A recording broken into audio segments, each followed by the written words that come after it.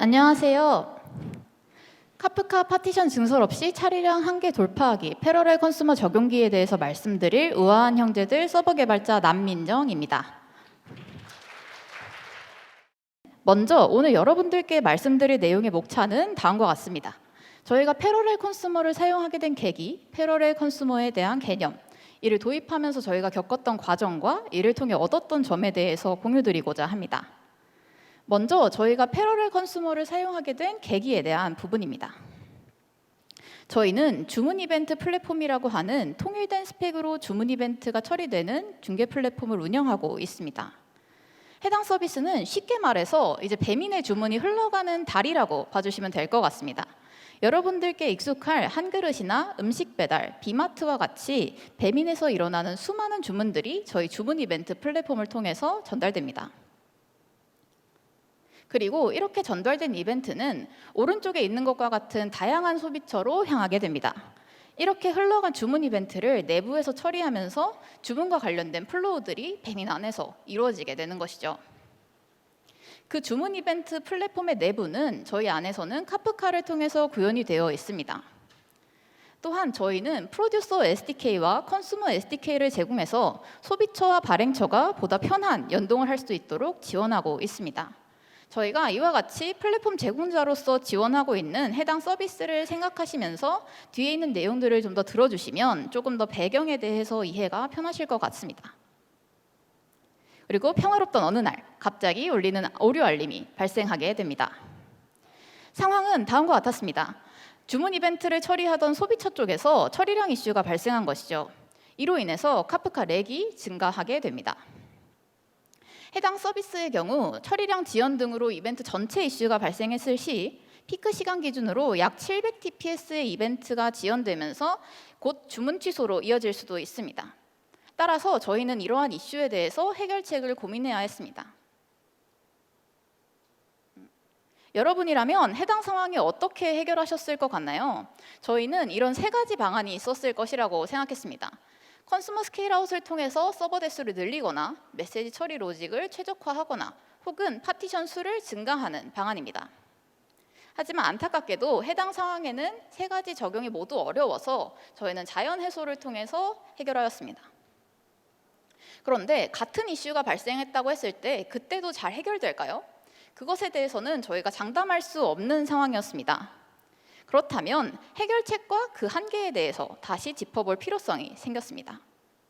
따라서 저희는 이제 각각의 해결 방안이 가지고 있는 한계에 대해서 따져보고 이를 해결하기로 하였습니다. 먼저 컨슈머 스케일아웃 상황에 대해서 말씀드려 보도록 하겠습니다. 예시로 다음과 같은 상황을 가정해 보도록 할게요. 이제 카프카 토픽의 파티션 수가 그 컨슈머 인스턴스 수와 동일한 상황에서 인스턴스를 새로 늘린다고 저희 처리량이 늘어나게 될까요? 처리량 이슈로 인해서 4번, 5번 서버를 추가했더라도 병렬 처리량 자체는 카프카 파티션 수에 종속되기 때문에 추가된 서버는 유휴 상태로 남아있게 되어서 실질적인 처리량 증가는 불가능합니다. 따라서 이슈가 발생했을 시 단순한 컨슈머 스케일아웃만으로는 처리량 이슈가 해결되지 않을 수 있다는 점을 확인할 수 있었습니다. 다음은 메시지 처리 로직 최적화에 대한 부분입니다. 처리량 이슈는 굉장히 복잡한 이유로 발생하고 당장 해결하기에는 어려울 수 있습니다. 또한 이 방법의 경우 소비처에서 대응하는 방안에 가깝습니다. 그러나 저희는 앞서 말씀드린 것과 같이 주문 이벤트 플랫폼이라고 하는 그 플랫폼을 제공하는 사람이기 때문에 보다 근본적인 해결책을 저희 쪽에서 제공할 필요성이 있다고 생각했습니다. 마지막으로 파티션 수 증가에 대한 부분입니다. 여러분도 아시다시피 파티션 수를 증가하면 운영 중에는 여러 가지 이슈가 발생할 수 있는데요. 저희가 확인한 문제로는 리밸런싱으로 인한 이슈, 오토 오프셋 리셋을 레이티스트로 두었을 때 발생 가능한 이슈, 그리고 DLT 이벤트 발행과 관련돼서 발생할 수 있는 이슈의 총 3가지를 확인해 보았습니다. 이제 해당 이슈들에 대해서 하나씩 살펴보도록 하겠습니다. 먼저 리밸런싱으로 인한 이슈입니다. 저희가 이제 다음과 같이 카프카 토픽 파티션을 컨슈머 그룹 2개에서 소비하고 있는 것을 가정해 보도록 하겠습니다. 해당 상황에서 3번 토픽 파티션이 이제 새로 만들어졌는데요. 이에 따라서 점선으로 만들어져 있는 이벤트가 신규로 전달되는 부분이 추가되는 것이 따라오게 됩니다. 이 과정에서 리밸런싱이 일어나게 됩니다. 이 과정이 빠르게 이루어지면 사실 큰 문제가 발생하지 않는데요. 그게 빠르게 이루어지지 않는다면 어떻게 될까요? 리밸런싱의 기본 최대 시간은 5분입니다. 그 의미는 메타데이터를 업데이트하는 주기인 메타데이터 맥스에이지 미리세컨드가 기본으로 5분이기 때문에 해당 값을 변경하지 않았을 경우 메타데이터가 갱신되기 전까지는 신규 파티션이 추가되었음을 컨슈머에서 인지할 수 없다는 점인데요. 따라서 메시지 처리가 5분 동안 지연이 발생할 수 있습니다. 특히 배민의 경우 음식 배달을 하다 보니 주문이 빠르게 접수되고 처리되지 않으면 이제 주문이 취소되는 등의 문제가 있기 때문에 비즈니스에 영향이 가는 상황이 발생할 수 있게 되는 것입니다. 다음은 오토 오프셋 리셋이 레이티스트일 경우 발생할 수 있는 문제입니다. 먼저 이제 왜 레이티스트를 사용하지? 와 같은 의문을 가지신 분도 계실 것 같아요. 저희의 경우에는 중복 이벤트 수신을 방지하고 실시간 레코드를 처리하기 위해서 레이티스트를 사용하고 있습니다. 하지만 레이티스트를 사용했기 때문에 이러한 상황에서는 메시지 유실의 가능성이 생길 수 있습니다. 따라서 앞서 말씀드린 것과 같이 위 이미지에 나와 있는 것처럼 파티션 오프셋에 대한 리밸런싱이 5분까지 지연되게 되면 해당 그림에 보이는 것처럼 5분까지 쌓인 메시지에 대해서는 유실이 발생할 수 있게 되는 것이죠. 물론 해당 부분의 경우에는 얼리스트를 사용하면 방지할 수 있기 때문에 서비스의 특성에 따라서 해당 이슈가 발생하지 않을 수는 있습니다. 하지만 저희 서비스의 경우에는 레이티스트를 사용하는 것이 더 적절하였기 때문에 파티션 증가 시 문제가 될 여지가 있다고 판단하였습니다. 마지막으로 DLT 이벤트 발행에 관련된 이슈입니다. 스프링 카프카에서는 컨슈머가 처리에 실패하면 데드레터 퍼블리싱 리커버러라는 것에서 의해서 DLT로 레코드를 발행합니다. 이 과정에서 별도로 구현이 없을 경우 DLT 토픽의 파티션이 메인 토픽의 파티션 수와 다를 시 이슈가 발생이 되는데요. 재시도 등이 계속 발생이 되면서 레코드가 정상적으로 처리되지 않고 카프카 렉이 증가하는 등의 이슈가 발생하게 된다고 보시면 될 것 같습니다. 해당 부분을 조금 더 자세하게 코드를 통해서 알아보도록 하겠습니다. 위쪽에 보이는 코드 블록이 데드레터 퍼블리싱 리커버러의 기본 구현 사항입니다. 네모 쳐져 있는 부분을 보시면 기존 토픽의 파티션 정보를 참조해서 DLT 발행을 위한 레코드에 토픽의 파티션 정보를 넣고 있는 것을 확인할 수 있는데요. 따라서 이 부분은 DLT 메시지 발행 실패로 인해서 이슈의 원인이 될 수 있습니다. 따라서 저희는 파티션 번호 대신 널로 처리하도록 로직을 변경해서 키해싱을 통해서 DLT 파티션의 상황에 맞게 적절하게 들어가도록 변경을 진행하였습니다. 네, 결과적으로는 이렇게 변경되었다고 보시면 될 것 같습니다. 이렇게 파티션 수 증가로 인해서 발생할 수 있는 이슈에 대해서 확인해 보았는데요. DLT 이벤트 발행에 대한 이슈를 제외하더라도 파티션 수 증가로 인해서 발생할 수 있는 문제는 굉장히 많고 여러 가지로 이어질 수 있습니다. 따라서 파티션 수 증가는 운영상에서 진행하기에는 굉장히 신중한 접근이 필요하다는 것을 알 수 있었습니다. 지금까지 처리량 이슈에 관련돼서 3가지 방안이 가지고 있는 한계에 대해서 여러분들과 하나씩 확인해 보았는데요. 이는 이슈에 대한 근본적인 해결책이 될 수는 없었습니다. 그렇다면 이미 겪어본 처리량 관련된 이슈를 다시 겪지 않으려면 저희는 근본적인 원인에 대해서 다시 한 번 더 생각해 볼 필요성이 있게 된 것이죠. 저희가 생각한 근본적인 원인은 처리량 부족이었습니다. 따라서 파티션 증설 없이도 처리량을 늘릴 수 있는 방안에 대해서 생각하게 된 것이죠. 앞에서 말씀드린 부분을 다시 한 번 더 말씀드려보려고 합니다. 바닐라 카프카가 가지고 있는 병렬 처리량의 한계는 결국 파티션 수의 병렬 처리량이 종속되어 있다는 부분입니다. 파티션 수를 증가시키지 않으면 병렬 처리량을 늘릴 수는 없는 부분인 것이죠. 그렇다면 파티션 수와 관계없이 병렬 처리량을 늘릴 수는 없을까요? 해당 과정에서 저희가 찾게 된 방안이 바로 패러렐 컨슈머였습니다. 패러렐 컨슈머란 컴플루언트에서 만든 오픈소스 라이브러리로 카프카 파티션 수의 제약을 벗어나 단일 소비자 인스턴스 내에서 메시지 처리 병렬성을 극대화하는 JVM 기반 라이브러리입니다. 저희 오늘은 스프링 카프카, 스프링 배치 카프카, 패러렐 컨슈머라는 세 가지 기술을 비교하면서 각각의 기능이 가지고 있는 부분들에 대해서 간단하게 알아보고 시작해 보도록 하겠습니다. 먼저 가장 다들 익숙하실 스프링 카프카입니다. 해당 기술의 경우 한 파티션당 하나의 메시지만 읽을 수 있고 동시에 처리할 수 있는 양이 파티션 수에 영향을 받기 때문에 처리량 증가를 위해서는 파티션 수 증가가 필요합니다. 또한 순서 보장 역시 파티션 단위에서 진행되고 있습니다. 다음은 카프카 배치 컨슈머입니다. 해당 부분 같은 경우에는 앞에서 말씀드린 스프링 카프카와 동일하나 한 파티션에서 여러 개의 레코드를 가져와서 처리할 수 있습니다. 하지만 동시에 처리할 수 있는 양이 파티션 수에 영향을 받기 때문에 처리량 증가를 위해서는 파티션 수 증가가 필요한 부분은 스프링 카프카와 동일한 한계점을 가지고 있습니다. 마지막으로 패러렐 컨슈머입니다. 패러렐 컨슈머는 한 파티션에서 여러 메시지를 병렬로 처리할 수 있고요.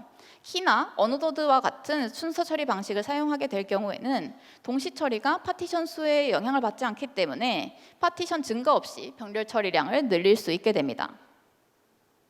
해당 부분을 이제 표로 정리해 보았는데요. 좀 설명해서 다시 한 번 더 말씀을 드려보자면 스프링 카프카의 경우에는 한 파티션당 하나의 메시지를 읽을 수 있고 파티션 기준의 순서 보장이 이루어지며 동시 처리량 역시 파티션 수 이상이 될 수는 없습니다. 배치 컨슈머의 경우 기본적으로 스프링 카프카와 동일하나 배치 사이즈만큼의 메시지를 가질 수 있다는 점에서 차이를 갖습니다. 마지막으로 패러렐 컨슈머의 경우 여러 메시지를 병렬로 읽을 수 있고 순서 보장 기준 역시 키, 파티션, 어느더드 중 선택이 가능하며 파티션 수와 관계없이 메시지를 처리할 수 있다는 점에서 특징을 갖습니다. 그렇다면 이제 여기까지 세 가지 기술들에 대해서 간단히 훑어보았는데요. 이쯤에서 이제 여러분들이 패러렐 컨슈머에 대해서 이런 궁금증이 생기는데 라고 하는 부분들이 생기게 될 거예요. 이제 해당 궁금증에 대해서 하나씩 살펴보도록 하겠습니다. 먼저 키 순서를 보장할 수 있는 이유에 대해서 설명드려 보도록 하겠습니다. 패러렐 컨슈머는 브로커 폴 시스템이라는 것을 통해서 카프카 토픽 파티션에 있는 메시지를 폴링해오게 됩니다. 이렇게 폴링해온 메시지는 내부 큐에 쌓이게 되고요. 그리고 폴링해온 메시지에 대해서 워크 매니저와 샤드 매니저가 해당 메시지를 키에 맞춰서 샤드로 분리합니다. 해당 이미지의 경우에는 A와 B에 대해서 샤드가 나뉘어져 있는 것을 확인할 수 있습니다. 그리고 이렇게 분할되어 있는 각각의 키에 대한 샤드는 직접적으로 워커 스레드에 할당이 되면서 키 순서를 보장하면서 메시지를 처리할 수 있게 되는 것이죠. 다음은 병렬로 읽을 때 오프셋 커밋은 어떻게 이루어지는지에 대해서 말씀드려 보도록 하겠습니다. 해당 방식에 대해 설명드리기 전 오프셋 맵이라고 하는 부분에 대해서 설명을 좀 드려야 할 것 같은데요. 패러렐 컨슈머는 오프셋 맵을 통해서 완료되어 있는 오프셋과 미완료되어 있는 오프셋을 따로 관리하고 있습니다. 해당 값의 경우에는 오프셋 커밋이 진행되는 당시에 메타데이터로 들어가게 되고 두 가지 상태를 갖습니다. 미완료된 오프셋의 경우에는 폴은 되어 있지만 미완료되어 있거나 혹은 제시도 중인 오프셋이고요. 완료는 메시지 처리가 성공적으로 완료된 오프셋입니다. 패러렐 컨슈머는 이 두 가지 상태를 함께 추적을 하면서 어떤 메시지를 건너뛰고 어떤 메시지는 아직 처리가 되어 있지 않기 때문에 우리가 시도해야 해라는 부분을 확인할 수 있습니다. 예를 들어서 현재 상황에서 오프셋 3이 처리 중일 때 4가 먼저 완료된 상황을 가정해 보도록 할게요. 그 경우에는 3은 미완료, 4는 완료겠죠. 이때 재시작이 진행이 된다면 오프셋 맵을 확인해서 완료 상태인 4는 건너뛸 수 있도록 하는 원리입니다. 해당 부분들에 대해서 이제 하나씩 단계를 밟아가면서 다시 한 번 더 설명을 드려보도록 할게요. 먼저 3, 4, 5 오프셋을 가져온 상황에서 시작해 보도록 하겠습니다. 오프셋 맵에는 아까 말씀드린 대로 미완료 상태로 3, 4, 5가 들어있는 것을 확인할 수 있습니다. 이제 4가 완료된 시점으로 넘어가 보도록 할게요. 오프셋 맵의 완료 상태에 4가 기록되어 있는 부분을 확인할 수 있습니다. 또한 오프셋 커밋에 들어가 있는 값은 2인 것을 확인할 수 있는데요. 패러렐 컨슈머는 스프링 카프카에 사용하시는 여러분들 방식과 동일하게 연속적으로 처리된 가장 높은 값에 대해서 오프셋을 보냅니다. 이를 하이스트 커미터블 오프셋이라고 합니다. 비록 2보다 높은 4가 이미 완료된 상태이긴 하지만 4에 대한 부분은 오프셋 맵에 기록을 하고 오프셋 커밋은 연속적으로 완료된 가장 높은 값으로 진행하게 되는 것이죠. 그렇다면 이제 3이 완료가 되었을 경우에는 오프셋 맵에 3이 완료되었다는 상태로 추가적으로 기록을 하고 이제 연속적으로 완료된 오프셋의 값 역시 2가 아니라 4인 것을 확인할 수 있죠. 그렇기 때문에 오프셋 커밋 역시 4가 되었습니다. 이제 6이 완료된 상황입니다. 이제 어느 정도 익숙하시겠죠? 오프셋 맵의 완료 상태에는 6이 추가가 되고 여전히 오프셋 커밋은 연속된 값에 따라서 4가 유지되는 것을 확인할 수 있습니다. 패러렐 컨슈머는 다음과 같은 과정을 통해서 이벤트가 이미 처리된 것과 처리되지 않은 것을 구별하면서 병렬로 이벤트를 처리할 수 있게 됩니다. 다음으로 패러렐 컨슈머에서 병렬성을 높일 수 있는 방안입니다. 소비처 병렬성의 경우 서버 대수나 컨커런시 설정 등을 통해서 병렬 처리량을 조절할 수 있습니다. 위의 이미지의 경우에는 스레드 4가 추가되어 있는 것을 보실 수 있는데요. 해당 경우의 경우 이제 컨커런시가 증가된 것으로 볼 수 있습니다. 서비스에 따른 적절한 서버 대수나 컨커런시 값의 경우 자체 테스트 등을 통해서 적절한 값을 설정하시는 부분을 추천드립니다. 이렇게 패러렐 컨슈머에 대해서 설명드렸는데요. 이제 패러렐 컨슈머를 통해서 여러분들이 얻을 수 있는 점에 대해서 정리해 보도록 하겠습니다. 먼저 파티션 수 증가 없이 병렬성을 높일 수 있는 방안이 될 수 있습니다. 파티션을 추가하지 않더라도 컨커런시 조정이나 혹은 서버 대수 조정 등을 통해서 처리량을 자율적으로 소비처 내에서 조절할 수 있기 때문입니다. 다음은 컨슈머들에게 다양한 선택지를 제공할 수 있다는 점입니다. 해당 부분의 경우 저희가 이제 플랫폼 제공자로서 서비스를 제공하고 있기 때문에 그 부분에서 장점을 갖는 것에 가까운데요. 스프링 카프카나 스프링 배치 카프카를 제외하고도 더 다양한 선택지를 제공할 수 있게 되었습니다. 마지막으로 서버 증설이 없더라도 키나 언어더드 방식 등을 통해서 순서 보장을 진행하거나 혹은 컨커런시 조정을 통해서 메시지 처리 효율을 강화할 수 있습니다. 이는 적은 서버 대수로도 큰 효율을 낼 수 있도록 도와줍니다. 그러면 이제 이러한 패러렐 컨슈머를 저희 서비스에서 직접 도입하고 진행했던 과정에 대해서 설명드려 보도록 하겠습니다. 저희는 컨슈머 SDK라고 말했던 그 소비처들에게 제공하고 있는 SDK에 패러렐 컨슈머의 기능을 추가하려고 작업을 진행하였는데요. 작업을 진행하던 중 스프링 카프카와는 지원하는 기능이 다소 다른 점을 확인할 수 있었습니다. 이 부분에 대해서 하나씩 살펴보도록 하겠습니다. 먼저 오토 스타트업 기능입니다. 저희는 스프링 카프카에서 오토 스타트업 기능에 대해서 폴스로 설정을 해서 배포를 하는 프로세스를 가지고 있었습니다. 저희의 배포 흐름인데요. 카나리 배포를 통해서 한 대의 서버에서 먼저 이벤트를 컨슘하도록 한 뒤에 확인이 끝나면 카나리 배포를 끝내고 전체 서버에서 메시지를 컨슘하도록 해서 신규 서버로 이제 라우팅하는 플로우를 가지고 저희는 배포를 진행하고 있습니다. 이 상황에서 이슈가 되는 부분은 다음과 같은데요. 카나리 배포가 종료된 이후에 워커 컨숨을 다시 시작하는 부분입니다. 해당 부분에 대해서 패러렐 컨슈머 객체와 연관지어서 확인해 보도록 하겠습니다. 카나리 배포를 시작해서 이제 첫 번째 서버가 띄워지게 되면 패러렐 컨슈머 객체가 생성되고 폴링을 시작합니다. 그리고 배포 종료를 하게 되면 폴이 스탑하게 되죠. 그리고 마지막으로 전체 워커 컨숨을 시작했을 시에는 카나리 배포를 한 서버 한 대를 포함해서 전체 서버에 대해서 폴 메서드가 호출됩니다. 이슈가 발생되는 부분은 다시 폴 메서드를 호출하는 부분입니다. 패러렐 컨슈머에서는 패러렐 스트림 프로세서라고 하는 객체가 2번 이상 폴링이 불가능하기 때문에 배포에 이슈가 발생하는 것이죠. 따라서 저희는 이런 이슈를 해결하기 위해서 서플라이어를 통해서 객체를 생성하도록 하였습니다. 이를 통해서 무조건 서버가 띄워졌을 때 객체가 생성되는 것이 아니라 지연 생성을 통해서 저희가 원하는 시점에 객체를 만들 수 있도록 변경한 것이죠. 또한 종료하는 셧다운 단계에서는 객체 참조를 끊어서 다음 스타트 시에 신규 객체를 서플라이어에서 만들 수 있도록 제공하였습니다. 그래서 이제 변경된 이후에 플로우로 다시 한 번 더 살펴보도록 하겠습니다.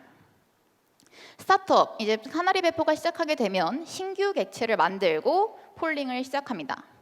그리고 종료하는 시점에는 셧다운이 호출되고 객체 참조가 제거됩니다. 그리고 워커 컨슘이 전체적으로 시작하는 단계에서는 새로운 객체가 만들어지기 때문에 이전에 이슈였던 다시 폴 메서드가 호출되는 상황이 발생하지 않게 됩니다. 이를 통해서 2번 이상 폴이 불가능하다는 규약에서 벗어나서 개포를 진행할 수 있게 되는 것이죠. 다음은 리트라이에 대한 부분입니다. 스프링 카프카에서는 디폴트 에러 핸들러를 통해서 제시도 시간 및 횟수를 설정할 수 있으나 패러렐 컨슈머는 기본적으로 메시지 처리를 차단하지 않고 해당 메시지를 무기한으로 성공될 때까지 재시도하게 됩니다. 따라서 재시도 횟수 제한을 위해서는 추가적인 개발이 필요합니다. 패러렐 컨슈머에서도 리트라이 딜레이 프로바이더라고 하는 설정에서 재시도하는 인터벌 시간은 설정할 수 있습니다. 하지만 재시도 횟수를 제한하는 부분에 대해서는 저희가 추가적인 개발이 필요한데요. 저희가 폴링해오는 메소드 안에서 재시도 횟수를 저장하고 최대 시도수가 초과했을 시 무한 루프에서 빠져나올 수 있도록 작업이 필요합니다. 마지막으로 DLT 구성 및 설정에 대한 부분입니다. 스프링 카프카에서는 데드레터 퍼블리싱 리커버러를 통해 DLT 구성 및 설정을 자동화하여서 설정할 수 있으나 패러렐 컨슈머에서는 DLT 기능을 제공하고 있지 않기 때문에 추가적인 개발이 필요합니다. 앞에서 보았던 리트라이 관련된 로직에서 이제 DLT도 같이 들어가게 되는데요. 재시도 횟수가 초과될 경우 DLT로 전송하는 로직을 하고 이후에 무한 루프에서 빠져나오도록 한다면 저희가 원하는 방식대로 DLT에 메시지를 전송할 수 있게 됩니다. 이렇게 오토 스타트업 기능과 카나리 배포와 관련된 기능, DLT 구성 및 설정에 관련된 부분, 마지막으로 수신 재시도와 관련된 부분, 이렇게 3가지 기능에 대해서 스프링 카프카와 패러렐 컨슈머 사이에 가지고 있는 기능 이슈를 해결하였는데요. 이와 같이 스프링 카프카와 패러렐 컨슈머 사이에는 기술적인 차이가 존재합니다. 그렇다면 해당 기술에 대해서 전환을 하다가 롤백을 했을 때는 이슈가 없을까요? 스프링 카프카에서 패러렐 컨슈머로 전환이 됐을 시 다시 스프링 카프카로 롤백이 진행된다면 오프셋 맵에 있는 정보는 읽을 수 없습니다. 즉 위에 있는 이미지를 기준으로 6번 메시지가 완료가 되어서 오프셋 맵에는 컴플리트 상태로 기록이 되어 있으나 해당 메시지를 스프링 카프카에서는 읽지 않는 메타데이터이기 때문에 6번 메시지를 중복으로 처리할 수 있게 되는 것이죠. 따라서 롤백 시 중복 이벤트 처리가 필요해지기 때문에 이 부분에 대해서는 저희 측은 사용자에게 가이드를 제공해서 전달하였습니다. 여러분들께서도 패러렐 컨슈머를 도입하시게 된다면 해당 부분에 대해서 유의하셔서 도입하시는 것을 추천드립니다. 네, 이제 도입한 이후에 스프링 카프카 버전과 비교한 테스트 결과에 대해서 말씀드리도록 하겠습니다. 테스트는 다음과 같은 3가지 상황을 가정하여서 진행하였습니다. 이벤트가 밀리는 상황에서 메시지 처리하는 데 걸리는 시간, 다수의 메시지를 처리하는 데 걸리는 시간, 그리고 일부 메시지에서 메시지 처리가 오래 걸리는 경우 총 3가지에 대해서 테스트를 진행하였고요. 테스트를 진행한 환경은 다음과 같습니다. 스프링 카프카의 경우에는 컨커런시를 최대치인 10과 5로, 패러렐 컨슈머는 5와 15로 설정하여서 테스트를 진행하였습니다. 먼저 이벤트가 밀리는 상황에서 소요되는 케이스입니다. 해당 케이스의 경우 이벤트 처리 시간이 28.6% 감소되는 부분을 확인할 수 있었습니다. 다음은 47만 개 메시지를 처리하는 데 걸리는 시간입니다. 이 부분의 경우 메시지 처리 시간이 52.9% 감소되는 부분을 확인할 수 있었습니다. 마지막으로 일부 메시지만 다른 메시지에 비해서 2초 이상 오래 걸리는 경우에 대한 결과입니다. 이 부분의 경우 같은 컨커런시에 대해서도 약 10분가량 차이가 났으며 컨커런시를 더 증가하였을 경우에는 41.7%가 감소되는 부분을 확인할 수 있었습니다. 테스트를 통해서 패러렐 컨슈머가 스프링 카프카에 비해서 가지고 있는 장점을 확인하였고 이후에는 소비처에게 실제로 패러렐 컨슈머 버전을 오픈해서 실제 오픈은 별다른 이슈가 없이 잘 오픈이 진행이 되었습니다. 하지만 문제는 다른 곳에서 발생합니다. 기존 카프카 렉 매트릭에서 이슈가 없는데도 카프카 렉 지표가 올라가게 되는 것이죠. 해당 부분을 확인해 보니 해당 이슈는 패러렐 컨슈머 내에서 실제 처리된 데이터와 오프셋의 차이, 즉 오프셋 맵에 관련되어 있는 부분으로 인해서 발생하는 부분입니다. 위 이미지에서 오프셋 커밋이 4이고 오프셋 맵에서는 이미 6이 처리된 것이 보이시죠? 해당 방식처럼 실제 처리된 메시지가 오프셋 커밋으로 올라간 메시지와는 어느 정도 갭이 생길 수 있습니다. 따라서 패러렐 컨슈머를 사용하신다면 패러렐 컨슈머 내부 처리에 대한 부분을 호환해서 모니터링을 하는 것이 필요하게 된 것이죠. 저희가 찾은 해결책은 패러렐 컨슈머 내부에 있는 매트릭을 활용하는 방안이었습니다. 이는 패러렐 컨슈머가 가지고 있는 메시지, 현재 완료된 메시지의 상태, 큐에 들고 있는 메시지와 관련된 정보들을 제공합니다. 저희가 패러렐 컨슈머에서 사용하고 있는 지표 중에 사용하고 있는 예시를 몇 가지 가져와 보았는데요. 처리 중인 메시지 수, 가장 높은 메타데이터의 오프셋 수치, 메시지 처리 시간, 내부에서 처리 중이지어서 이제 큐에서 대기 중인 메시지 수 등이 있습니다. 저희는 해당 지표들을 통해서 운영상에 패러렐 컨슈머 관련된 이슈가 없는지 모니터링하고 있습니다. 해당 부분 이외에도 굉장히 많은 지표들을 패러렐 컨슈머에서 제공하고 있는데요. 더 자세한 내용의 경우 패러렐 컨슈머 관련 공식 깃허브를 확인하실 시에 확인할 수 있으니 해당 부분을 참고해 주시면 좋을 것 같습니다. 그러면 마지막으로 저희가 이제 이러한 패러렐 컨슈머를 적용하는 과정을 통해서 실제로 얻은 점에 대해서 말씀드려 보도록 하겠습니다. 먼저 컨슈머 적용 비용 평균이 66.36% 감소하였습니다. 또한 컨커런시를 조절하면서 처리량을 50% 이상 개선할 수 있었습니다. 정리하자면 비용이 66% 감소하였고 처리량은 50%가량 개선되었으며 패러렐 컨슈머를 도입하면서 사내 가이드 등을 통해서 제공할 수 있었습니다. 그러면 이제 관련돼서 쭉 이야기를 듣다 보니 여러분이 이런 의문이 드실 수 있습니다. 그럼 반드시 우리는 패러렐 컨슈머를 쓰는 것이 무조건 이득이 되나요? 라는 부분인데요. 제가 드리고 싶은 말씀은 상황에 따라서 판단이 필요하다는 점입니다. 물론 패러렐 컨슈머가 유용한 경우는 존재합니다. I/O 대기가 많고 파티션 수를 이제 증가해야 될 경우 때가 왔는데 이런 한계를 극복하고 싶은 경우 패러렐 컨슈머는 굉장히 효율적인 해결책이 되어줄 수 있습니다. 반면 CPU 사용이 많은 서비스이거나 앞으로 파티션 증가를 할 계획이 없다면 패러렐 컨슈머 도입에 대해서 다소 고려가 필요할 수 있습니다.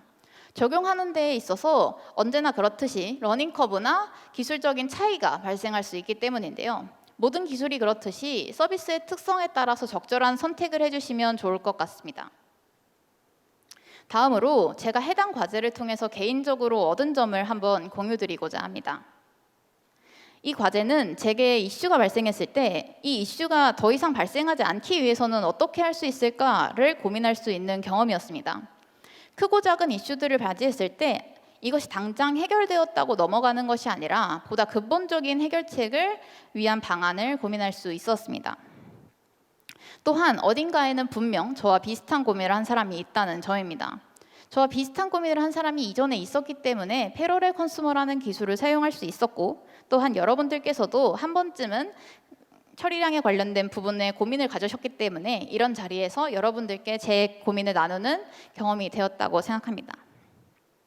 마지막으로 사실 이 자리에서 여러분들께 해당 과제에 대해서 설명드리고 있는 것은 저지만 이 과제가 나오기까지 굉장히 많은 분들이 도와주셨고 또 저와 고민을 나눠주셨기 때문에 끝낼 수 있었습니다.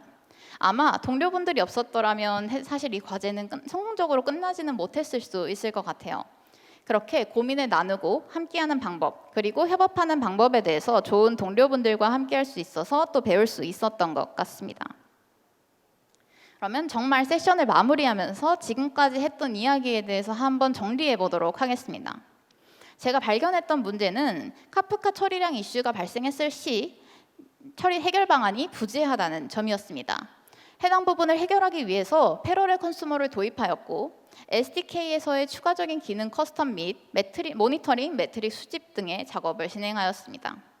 이를 통해서 카프카 파티션에 제한받지 않는 병렬 처리를 할 수 있게 되면서 결과적으로는 서버 비용을 감소하고 처리 효율성을 강화할 수 있었습니다. 이번 세션이 여러분들께 카프카를 사용하는 방안 중 또 다른 선택지 하나를 알아가는 시간이 되었다면 좋을 것 같습니다. 지금까지 긴 시간 동안 세션에 함께 해주셔서 감사합니다.